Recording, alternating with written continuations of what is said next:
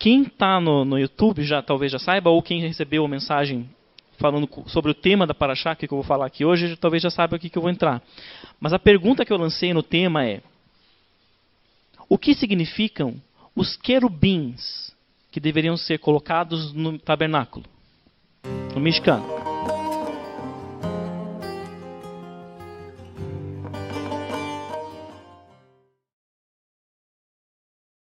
Mas vamos então aos tópicos da Parashá de hoje. O que a Parashá traz como elementos para nós? Então, como nós já lemos aqui durante o estudo, durante o serviço, né, começa com o Eterno pedindo para o povo levar trumá, para que o povo levasse seus presentes para a construção do Mishkan, do tabernáculo. Na sequência, Moshe começa então a receber do Eterno detalhes sobre como deveria ser construído o Mishkan e os seus utensílios. Então Moshe começa a ver, né? Ele tem a visão, o Eterno mostra para ele como cada um dos itens, como cada detalhe do tabernáculo deveria ser construído, ser feito. Na sequência, então, temos lá a descrição de como seria a arca do testemunho, ou a arca da aliança, como seria a mesa dos pães da proposição, como seria a menorá. Então o Eterno vai descrevendo, item por item, como deveria ser em todos os detalhes, o tamanho, do que deveria ser feito, etc. Depois vemos mais detalhes do tabernáculo, cortinas, né, as tábuas que deveriam ser colocadas ao redor e tudo mais. Vamos ter mais detalhes a respeito do Mishkan, do tabernáculo. E a Parashá encerra falando sobre o altar, nos altares, o altar do sacrifício, e sobre o pátio, né, como deveria ser configurado o pátio. Então é uma Parashá, uma porção muito descritiva, vamos dizer assim, né? A maior parte dela compreende uma descrição, uma longa descrição sobre o tabernáculo, sobre o Mishkan. Quem está no YouTube talvez já saiba, ou quem recebeu a mensagem falando sobre o tema da Parashá, que eu vou falar aqui hoje, talvez já saiba aqui que eu vou entrar. Mas a pergunta que eu lancei no tema é: o que significam os querubins que deveriam ser colocados no tabernáculo, no Mishkan? Como assim? Por que o Eterno mandou fazer querubim? E tinha querubins no Mishkan, no tabernáculo. Então lancei a pergunta, mas antes de nós buscarmos uma resposta para essa pergunta, vamos ver então onde que estão os querubins no tabernáculo. Porque um lugar é bem famoso, um lugar acho que todos já sabem que é sobre a arca, né? Mas eles não estavam só ali. Vamos ver então em que lugares do tabernáculo, do Mishkan, estavam os querubins. Então o primeiro, Shemot, Êxodo 25, versos 18 a 20, que é justamente esse mais famoso, que diz o seguinte: E fará dois querubins de ouro, e farás um querubim do cabo daqui e um querubim do cabo dali. E serão os querubins estendendo as asas para cima, cobrindo com suas asas o caporet, o propiciatório, ou o tampo da arca. E suas faces, uma frente à outra, olhando para o caporet, serão as faces dos querubim. Então, de novo, Êxodo 25, versos 18 até o 20. Então, esse aqui é o mais famoso, né, das referências de onde tinha querubim no tabernáculo. Estavam, então, sobre o propiciatório, sobre o tampo da arca do testemunho. E a Torá diz, então, que eles deveriam ser feitos de ouro puro. Do mesmo material do tampo, que era de ouro puro, os querubins também deveriam ser feitos, desse mesmo ouro puro, batido. Assim como o caporet, né? Eles ficavam ali, então, segundo a Torá diz, como que, entre aspas, guardando a arca do testemunho, né? Eles estão em cima, sobre o tampo, então é como se eles estivessem ali guardando aquele objeto, aquele local. Mas, como eu falei para vocês, também existem querubim em outros lugares do tabernáculo, que às vezes eu mesmo não tinha parado muito para pensar. Eles estão ali sobre o propiciatório, sobre o caporet, mas eles estão também em outros lugares. Vamos lá então para Êxodo Shemot 26, verso 31, que diz o seguinte: E farás um parochet, uma divisória, de tecido de lã azul celeste, púrpura, carmesim e linho torcido. Obra de artista o farás com querubim. Deveriam ser bordados ali querubim nesse parochet, nessa divisória, nesse véu, né, que existia ali então, para dividir o quê? O santo lugar, né, do santo dos santos. Então o parochet, esse véu, o parochet, ele dividia o santo lugar do santo dos santos. E neste véu, o Eterno manda colocar querubim, bordar querubins. E tem mais um outro lugar que também os querubim aparecem. Então, Shemot, Êxodo 26, verso 1, diz assim: E ao tabernáculo farás 10 iriot, 10 cortinas, de linho torcido, e tecido de lã azul celeste, púrpura e carmesim, e farás nelas querubins, obra de artista. Então, Êxodo 26, verso 1. Iriot, essas cortinas ficavam aonde? Que cortinas eram essas? Eram as cortinas que cobriam o Mishkan, que serviam de teto para o tabernáculo. Então, nessas cortinas, também o Eterno pede para que fossem bordados, colocados querubins. Também nessas cortinas, então, do tabernáculo. Então, nós temos em 3 lugares do tabernáculo querubim. Recapitulando, sobre o propiciatório, sobre o caporet, na arca do testemunho, no parochet, na divisória, no véu que dividia o santo lugar do santo dos santos, e lá nas iriotes, nas cortinas que eram o teto, que cobriam o Mishkan. Então são os 3 lugares em que nós vemos aqui na Torá que o Eterno manda que tivessem querubim. E aí, eu vou perguntar então para vocês, por que querubins? E por que nesses 3 lugares específicos? Vamos lembrar, a gente sempre fala aqui, todo Shabat quase, está falando, que nada na Torá é por acaso. Nada do que o Eterno manda, nada do que o Eterno diz é por acaso. Existe, não era só porque ele não queria só um enfeite, não era um enfeite. Ah, faz uns querubins ali que vai ficar bonito. Né? Você olhando assim vai ficar bonito de ver. Não era um enfeite. Por que querubins? E por que nesses 3 lugares especificamente tinham que ter querubins? Por que não tinha querubim, sei lá, na menorá? Por que o Eterno manda fazer uma menorá e desenhasse querubins nela, assim, nas hastes dela? Ele não manda na menorá. Ou na mesa dos pães da proposição? Também não tinha. Ou no altar de sacrifício? Também não tinha. Ele não manda fazer querubins nesses lugares. Por que era nesses 3 que ele mandou fazer? Para nós encontrarmos respostas, então, a essas perguntas que eu estou lançando aqui para vocês, né?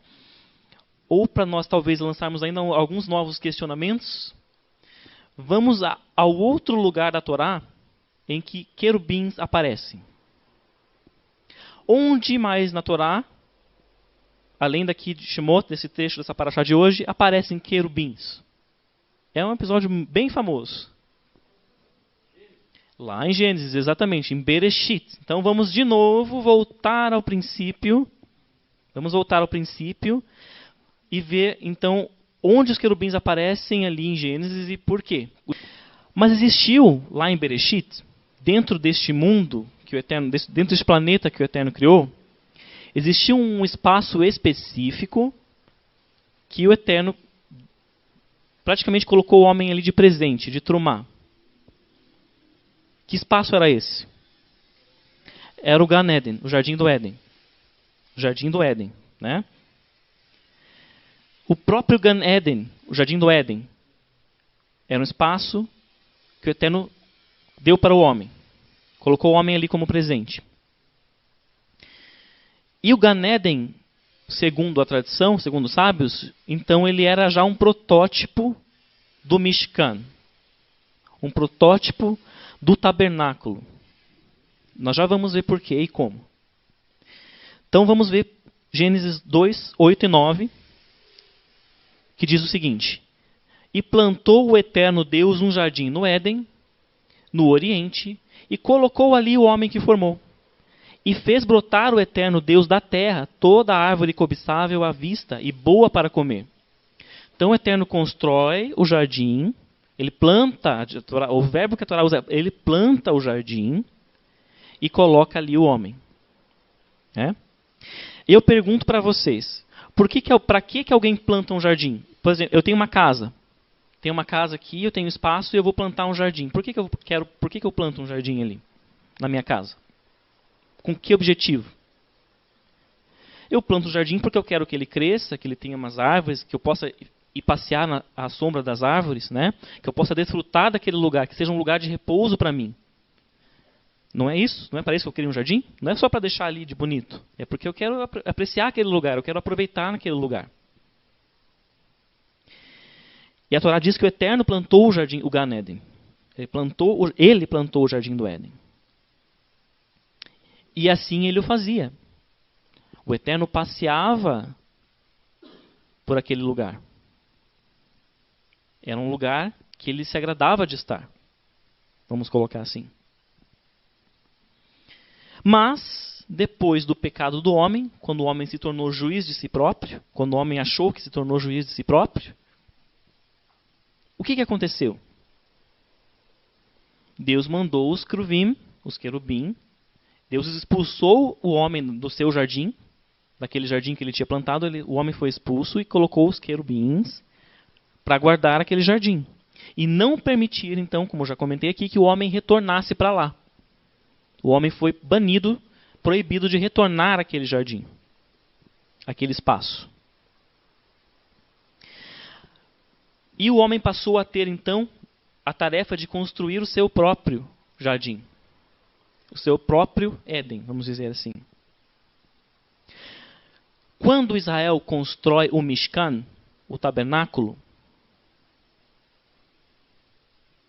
quem que está lá de volta? Os querubins. Os querubins voltam lá. Só que agora sem as espadas. E por que eles estavam sem as espadas? Porque eles já não estão mais ali para afastar o homem daquele lugar. Eles não estão ali porque o objetivo deles é não permitir que o homem tenha acesso àquele lugar. Agora é diferente. Agora eles estão ali para conduzir o homem. De que forma? De que forma? Vamos voltar então para as 3 vezes em que os querubins aparecem no Mishkan. É importante a gente retomar aqui para dar sequência ao nosso pensamento aqui. Pode ir para o próximo, Pedro.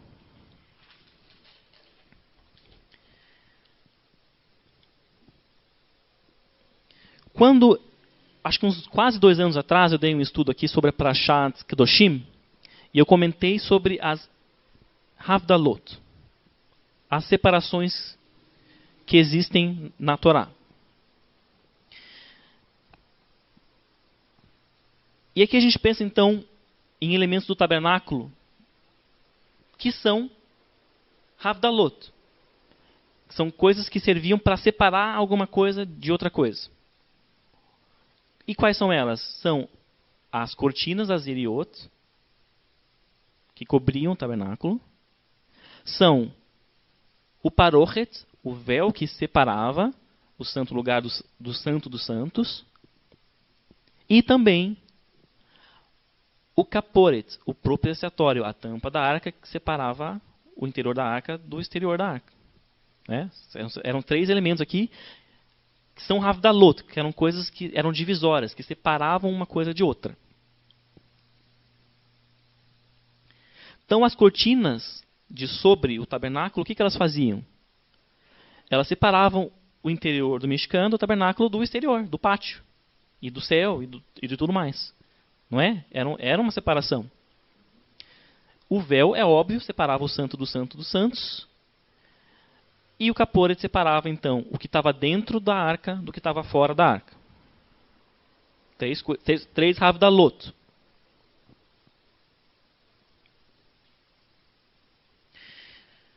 Três divisórias que separavam algo de outra coisa foram colocadas quando Israel construiu uma casa para Deus. Construiu um espaço, então, para Deus. Certo?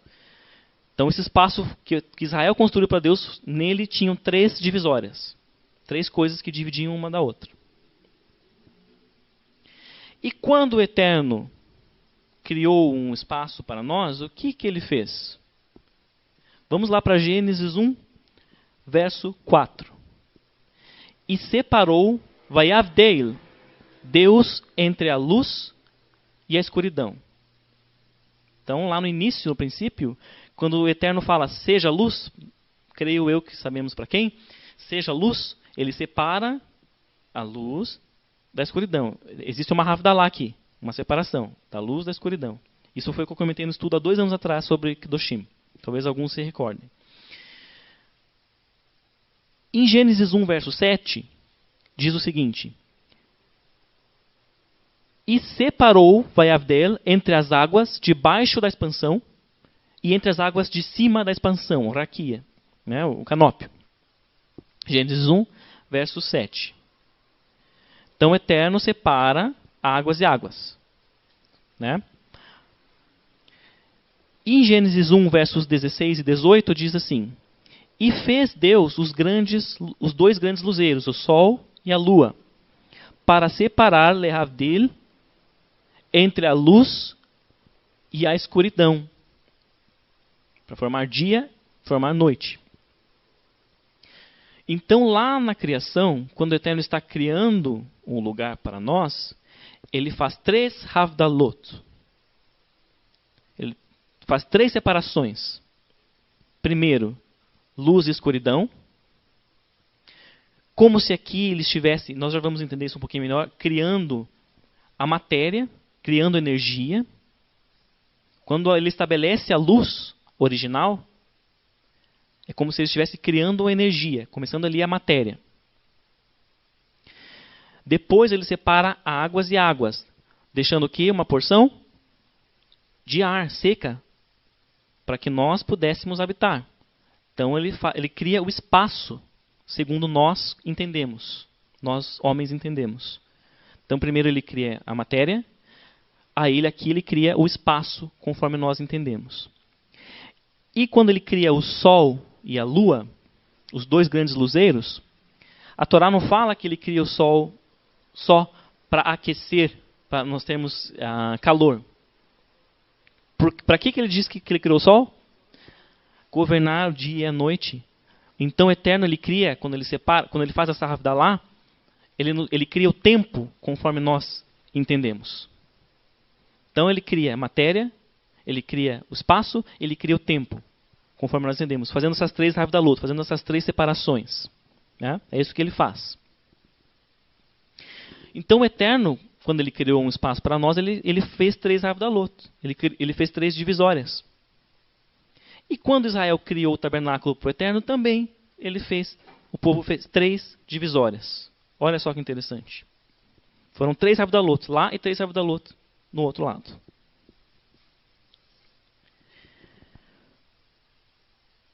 E aí, se nós voltarmos lá para a nossa paraxá de hoje, em Êxodo 25, verso 22, que diz o seguinte: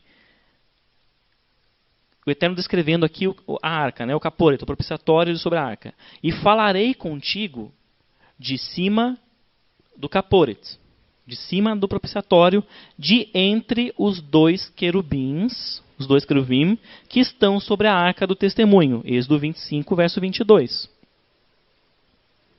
Então a voz do Eterno se manifestava deste local. É isso que ele está falando aqui. Ele falaria, a sua voz se manifestaria dali, sobre o caporet, sobre o propiciatório, entre os 2 querubins. O que diz lá em Bereshit, lá em Gênesis 3:8, sobre o Gan Eden, sobre o Jardim do Éden? O que acontecia lá? E ouviram a voz do Eterno Deus, que passeava no jardim na viração do dia. Então, a voz do Eterno se manifestava lá no Gan Eden.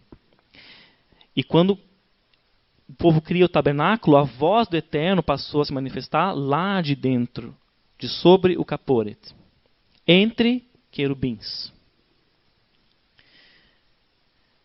Como se aqueles querubins aqui do tabernáculo estivessem apontando alguma coisa, como se eles estivessem apontando um caminho para que se ouça novamente a voz do Eterno. Para que o homem voltasse a ouvir a voz do Eterno como ouvia lá no Éden. Como ele se manifestava lá no Éden. Mas que caminho é esse? Que caminho é esse? Vamos mais adiante. Pode mudar para o próximo, Pedro. Então Deus criou para nós um mundo, um espaço, uma casa, com leis complexas, né? A lei da gravidade, eletromagnetismo e tudo aquilo mais que a gente já estudou na escola. Que muitas coisas eu não confesso que eu não me recordo mais, muito bem. Mas Deus criou um mundo com leis complexas, para que nós pudéssemos subsistir nesse mundo, para que nós pudéssemos sobreviver nesse mundo, na nossa configuração aqui humana. Né? Ele criou um mundo com essas leis. Porém, ele próprio, o Eterno, não depende dessas leis. O Eterno não precisa da lei da gravidade. Ele não precisa de ter um espaço seco, senão ele não vai respirar.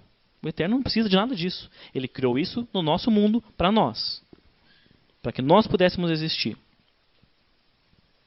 Então, vamos pensar então agora, voltar aquele pensamento. Então Israel, quando fez o tabernáculo, estava construindo uma casa para Deus.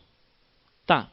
Se quando o Eterno criou para nós uma casa, ele criou uma casa com leis, ele criou um espaço onde nós pudéssemos subsistir, de que maneira Israel conseguiria criar um espaço onde o Eterno pudesse ficar? Se ele não depende dessas leis, não depende de coisas específicas. É algo que nós não temos compreensão. Como que Israel faria isso? Seguindo a mesma lógica, né? Se o Eterno fez isso para nós, então deveria ser o oposto também. Israel fazendo para o Eterno, então deveria pensar nisso. De que forma seria isso, então? O segredo está nessas 3 Havdalot, nessas 3 separações do Mishkan, que espelham, como nós já vimos, as 3 Havdalot lá de Bereshit, lá de Gênesis. Né? O segredo para a resposta a essa pergunta que eu lancei agora para vocês está justamente nessas 3 Havdalot aqui dentro do tabernáculo. Essas 3 separações aqui dentro. Como se fosse um caminho para o mundo, para a realidade, para o domínio do Eterno. E esse caminho, no Mishkan, no tabernáculo, ele exigia retroceder. É complexo, então prestem atenção. Ele exigia retroceder nessas 3 separações que o Eterno criou neste mundo. Como se o homem tivesse que se desfazer uma a uma delas, para chegar de volta nele. Como assim? Vamos revisitar então as 3 Havdalot de Bereshit. Vamos ver de novo o que o Eterno fez lá em Gênesis e pensar agora nesse caminho de volta. Então, Gênesis 1, versos 3, 4 e 5. O Eterno diz para alguém, eu creio para alguém, seja luz, e foi luz. E separou Deus entre a luz e a escuridão. E chamou Deus a luz dia e a escuridão noite. Então, Gênesis 1, versos 3, 4 e 5. Aí eu pergunto para vocês, mas aqui não existia ainda o sol e a lua, como nós já vimos aqui tantas vezes, e o Eterno só só estabelece o tempo lá em Gênesis 1, 14, 15, lá para frente, que fala de dia e noite. Então, como que ele fala dia e noite aqui? Que ele chamou a luz dia e a escuridão noite. Segundo os sábios, tem um rabino muito estudioso, que eu me baseio muito nos estudos dele para trazer aqui para vocês uma parte disso. A Torá está falando aqui de algo muito mais complexo do que dia e noite. Mas ela usa termos que nós conseguimos entender melhor. Mas algo que é muito mais complexo nisso aqui. Não era especificamente dia e noite como nós conhecemos. O que era isso, então?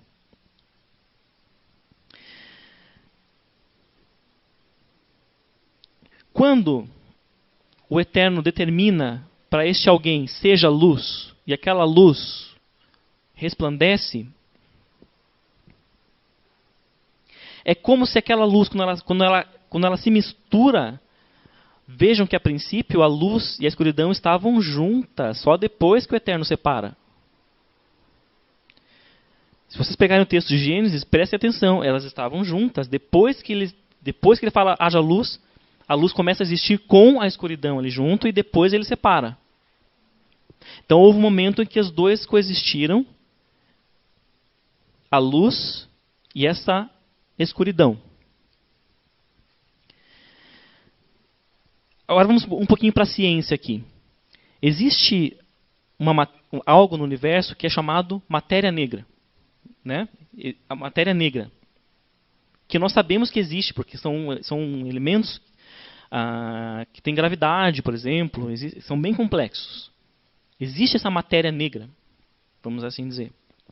E segundo cientistas, o universo é composto 95% por esta matéria negra. E apenas 5% por uma energia luminosa, por assim dizer, trocando em miúdos. É como se por meio do encontro da luz, daquele que o Eterno determinou para ser luz, e essa matéria negra que existia ali, tivesse surgido então a matéria. Complexo, tá? Mas é muito interessante, nós vamos entender por que isso. Como se a matéria tivesse sido criada no universo a partir desta luz original. Então a luz original, antes não existia matéria, existia essa escuridão, essa matéria negra apenas.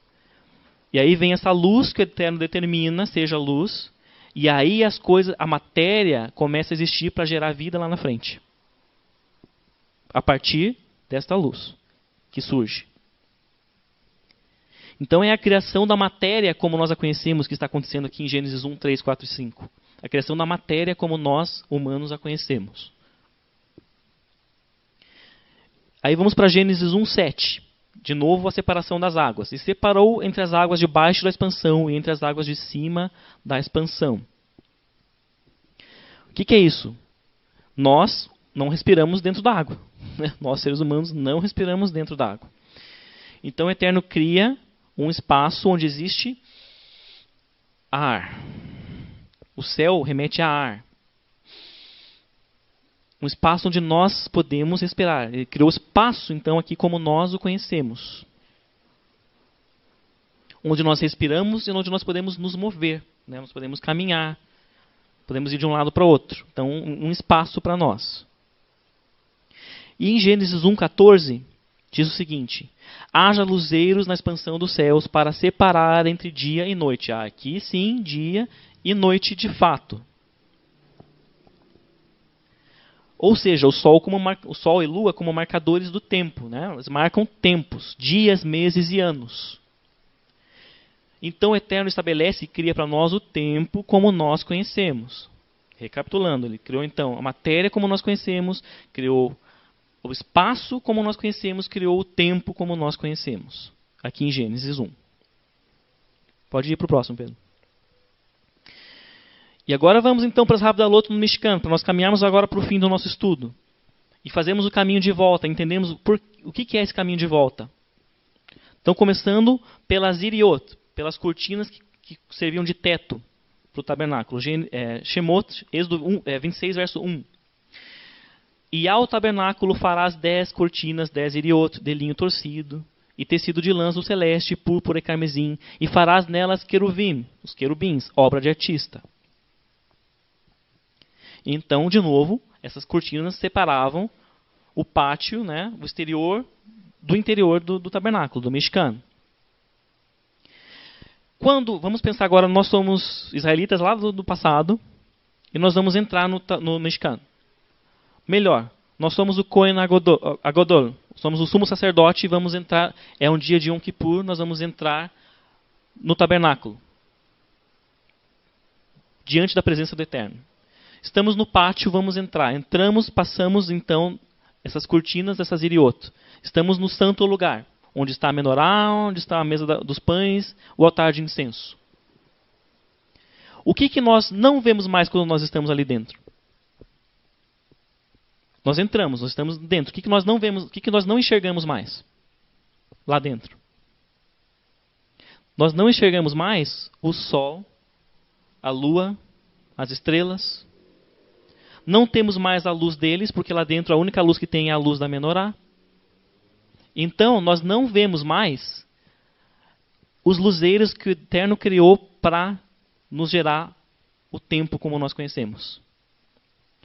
Quando nós entramos no santo lugar, então nós fazemos o quê? Desconstruímos o tempo como o Eterno criou em Bereshit. Nós não vemos mais os luzeiros. Nós não sabemos mais se está de manhã, se está de noite, se já passou um dia, se já passou uma semana. Nós não temos mais referência. Porque não vemos mais os luzeiros. Então desconstruímos o tempo como foi criado. Aí vamos lá então para Shemot 26:31, Êxodo 26:31. E farás uma parochet, uma divisória, um véu de tecido de lã azul celeste, púrpura, carmesim e linho torcido, obra de artista farás com querubim, com os querubins. Então nós já vimos os querubins lá fora. Agora estamos aqui no santo lugar, vamos entrar no santo dos santos. Diante de nós está esse véu, esse parochet com os querubins também. E nós então passamos pelo parochet, nós entramos por esse véu, entramos no santo dos santos. O que acontece ali? Por que o povo, ou mesmo os sacerdotes que não eram o Kohen Hagodol, o sumo sacerdote, por que eles não podiam entrar ali? Era só o sumo sacerdote. Por que ninguém mais podia entrar ali? Porque ali dentro não era um espaço habitável para um ser humano como eu, como você. Ali dentro, no Santo dos Santos, o espaço como nós conhecemos é desconstruído. E ali o homem não poderia habitar. Ali o homem não poderia habitar. Como se ele entrasse num lugar onde havia muitas águas e ele se afogasse ali, porque não tinha ar ali. Como se fosse isso. Como se ali, essa separação que o Eterno criou lá em Gênesis, essa divisão entre as águas, ali não existisse essa divisão. Então você entrou ali e se afoga nessas águas. Não era um espaço habitável para o homem. Então existia ali a desconstrução do espaço como nós conhecemos. No santo lugar nós desconstruímos o tempo como nós conhecemos. E no Santo dos Santos era desconstruído o espaço como nós conhecemos. E como eu falei para vocês, só uma pessoa podia entrar lá. Uma pessoa. O Kohen Hagodol, o sumo sacerdote. Mas de que forma, de que maneira o sumo sacerdote poderia entrar lá? Como? Vamos lá para Shemot 28, Êxodo 28, versos 39 e 42. E bordarás a túnica com linho, e farás uma tiara de linho, e lhes farás calças de linho. O linho é de que cor? Branca. Quando o Kohen Hagodol ele entrava no Santo dos Santos, ele não podia entrar com o turim tumim, com aquelas coisas todas. A roupa era diferente. Era só de linho. Eram inteiras brancas. Desde tudo. A túnica, a tiara, as calças eram todas brancas. Inteiras brancas. Era só assim que ele podia entrar lá.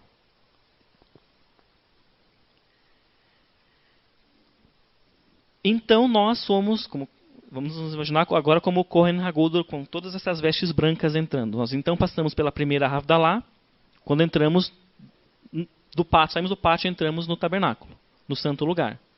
Agora passamos então pela segunda Havdalah, quando passamos pelo parochet, pela divisória, pelo véu que ficava dividindo o santo do santo dos santos, o santo lugar do santo dos santos.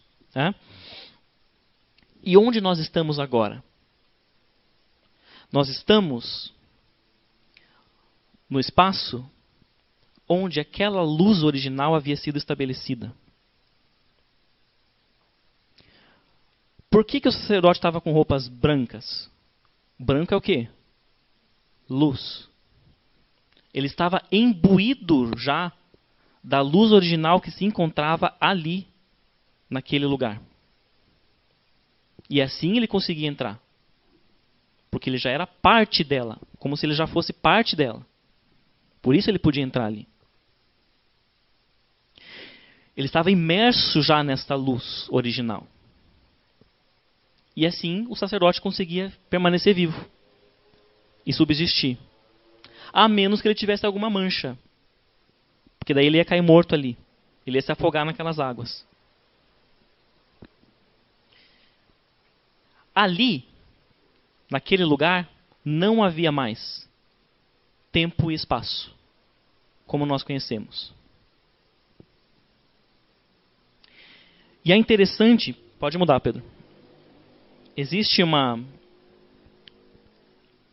passagem na Guimará, no Talmud, tratado Megilá 10b, que diz o seguinte: o lugar da Arca da Aliança não foi incluído nas medidas do Santo dos Santos. Isso está na Guimará, nos comentários rabínicos, né? Como assim o espaço da Arca da Aliança não foi incluído nas medidas? Sendo que ela tinha que estar ali. Aí eles pegam o que a Torá diz, eles têm um argumento para isso. Que tinha que ter 10 cúbitos de um lado, de outro, as medidas, blá blá blá, etc. E não fecha 10 cúbitos de um lado ou outro com o tamanho da arca. É como se a arca não ocupasse espaço ali dentro. Olha que interessante e curioso. Como se a arca não ocupasse o espaço ali dentro. Por quê? Porque não existia espaço ali dentro, como nós conhecemos. Então, havia ali a desconstrução do tempo, do espaço, como nós conhecemos.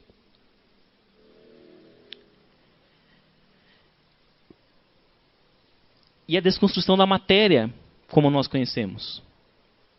Como que pode um objeto estar ali e não estar ocupando espaço? Uma matéria, algo material, está ali, mas não está ocupando espaço. Então havia ali a desconstrução da matéria como nós conhecemos. Aí eu pergunto para vocês, o que tinha dentro da arca do testemunho? O que tinha dentro da arca? Isso. Mas principalmente o que era? As Luchot Abrit, as tábuas da aliança. Né? Está lá em Shemot 25:20, Êxodo 25:20. Que fala que os querubins ficavam sobre a arca guardando o que estava dentro. O principal objeto ali eram as tábuas da aliança. Luchot Abrit. E existe um Midrash, tem um Midrash, né, no Bereshit Rabbah, se eu não me engano, que diz o seguinte: antes das Asereta de Brot, antes das 10 palavras existirem nas tábuas de pedra, antes delas terem sido materializadas nas tábuas de pedra, elas eram palavras de fogo negro, olha só, preste atenção, elas eram palavras de fogo negro, escritas num pergaminho de fogo branco. Segundo esse Midrash, aquelas palavras da Torá elas já existiam, e elas eram então de fogo negro, escritas num pergaminho de fogo branco. O que eu falei para vocês que aconteceu lá no começo, lá em Bereshit, quando o Eterno fala seja luz? Não houve uma separação imediata, foi só depois que veio essa separação. Aquela luz ficou junto, então a energia da luz, a energia branca, ficou junto com a matéria. Acho que voltou. Ficou junto. Elas ficaram coexistindo ali para criar a matéria. Dali foi criada a matéria. E aqui, então, nesse Midrash diz que a Torá era essa junção do fogo negro com a luz branca. Olha que interessante.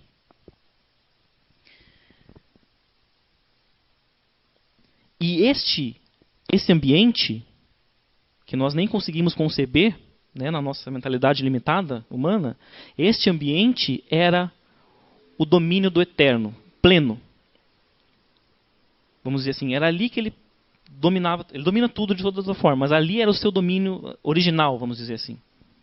Esse ambiente, essa configuração.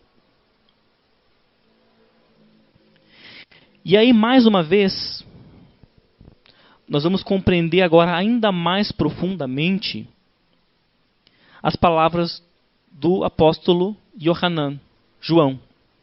Lá em João 1, lá em Yohanan 1, versos 3, 5, que diz o seguinte: todas as coisas vieram à existência por meio dele, e sem ele, nada do que foi feito veio a existir. Nele estava a vida. E a vida era o quê? A luz dos homens. A luz brilha nas trevas e as trevas não a suprimiram. Então Yeshua, como eu creio plenamente nisso, ele era aquela luz original. Quando o Eterno fala, Irie or, Irie, seja, não é haja, seja luz. Como se ele estivesse falando para alguém. Você, seja luz agora. Como se ele estabelecesse então Yeshua, agora Yeshua, você vai ser a luz e você, a partir de você, vai ser criada a matéria que vai gerar a vida. Então a vida veio a existir por meio dele. Agora a gente entende isso plenamente aqui, a partir dessa associação. Foi por meio dele que surgiu a matéria, que veio gerar a vida. E vamos retomar então de que forma o Kohen Hagadol conseguiria fazer o caminho de volta e estar lá nesse domínio do Eterno, nessa configuração dessa luz original. Vestido de branco.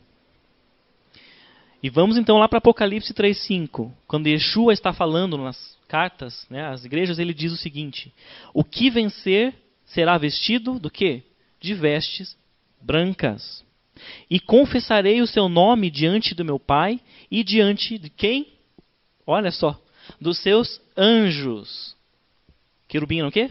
Os querubins eram o quê? Anjos. Então, quando nós passamos a crer em Yeshua, quando nós aceitamos Yeshua como nosso Mashiach, como nosso Messias, quando nós nos imbuímos desta luz original dele, que é ele próprio, nós passamos a ter vestes brancas, porque nós estamos, assim como o sacerdote, imbuídos já daquela luz. E este é o único meio para retornar ao domínio do Eterno. Este é o único meio para retornar à configuração do Éden, de novo. Não tem outro, porque a luz é ele. Este é o único caminho para retornar ao Éden. Este é o único caminho para nós voltarmos a ouvir a voz do Eterno, conforme era no Éden. E este era o caminho que os querubins lá do tabernáculo apontavam. Então eles apontavam, olha, é por aqui. Como se eles estivessem lá, você ouvisse o tabernáculo de longe. E você já via aquela cortina com querubins, né? Como teto e como laterais do tabernáculo. Os querubins estavam ali, como se eles falassem para você, ó, venha por aqui, ó. É por aqui, o caminho é esse. Aí você entrava no santo lugar e via de novo querubins na frente de você. No parochet, no véu que dividia. Os querubins de novo apontando, ó, aqui, ó, você tem que entrar aqui. E você entra no Santo dos Santos e lá estão os querubins de novo. Aqui, ó, está aqui dentro a resposta. E qual era a resposta? As tábuas, com as 10 palavras. E Yeshua era o quê? A palavra. Que era o quê? Segundo esse Midrash, aquele fogo, palavras de fogo negro escritas no pergaminho de fogo branco. Era aquela luz original configurando com a matéria. Amém? Então é isso. Eu agradeço a todos então pela atenção. Passamos acho que um pouquinho ali, mas não foi muito. Amém? Vou chamar o Roxo então para o encerramento.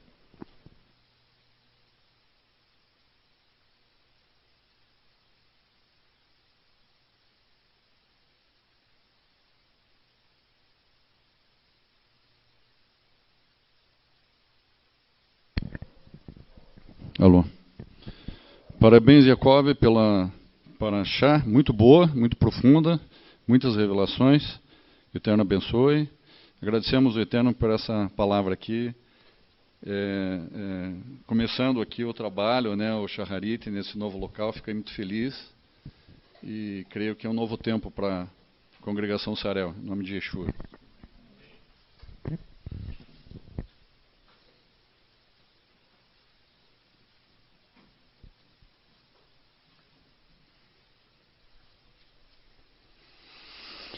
Yevarechecha Adonai veishmerecha, Yair Adonai panav elecha vihuneika, Yisa Adonai panav elecha, veyasem lecha shalom. Que o Senhor te abençoe e te guarde, que o Senhor faça resplandecer o seu rosto sobre ti, tenha misericórdia de ti, que o Senhor sobre ti levante o seu rosto e te dê o shalom, a paz. Beshem Yeshua HaMashiach. Amém. Shabbat shalom a todos.